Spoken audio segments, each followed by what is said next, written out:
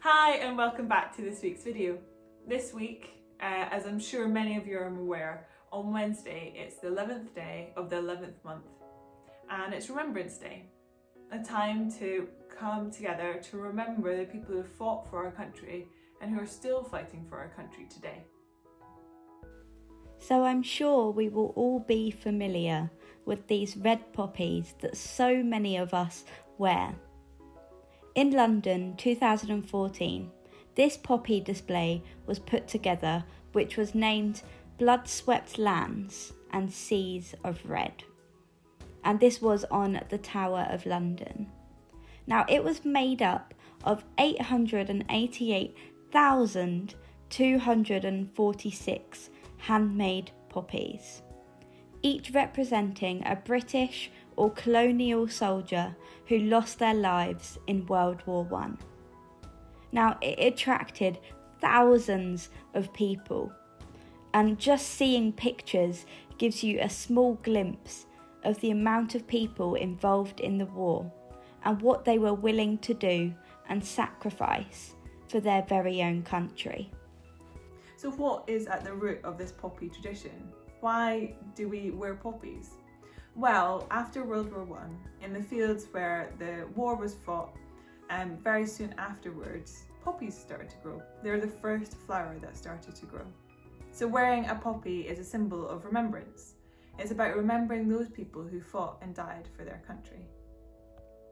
So Remembrance Day holds a lot of significance. The poppies hold a lot of significance. For us, we've decided that there's two words that specifically sum up what Remembrance Day is all about. And those words are freedom and peace. I wonder what those words mean to you. So soldiers both in the war and now in the year 2020 fight for their country. They fight for freedom and for peace. They are willing to sacrifice their own lives for others. And that sense of peace is something that I'm sure we all so badly want in the world that we live in today. There's a book in the Bible called John, and there's a verse that is read on Remembrance Sunday every year in churches, and Remembrance Sunday takes place the Sunday before the 11th of November, and it says this: "Greater love has no one than this, for someone to lay down his life for their friends." Now what this is basically saying is that God made the ultimate sacrifice, because Jesus died on the cross for the freedom of the world and also for the peace of the world too.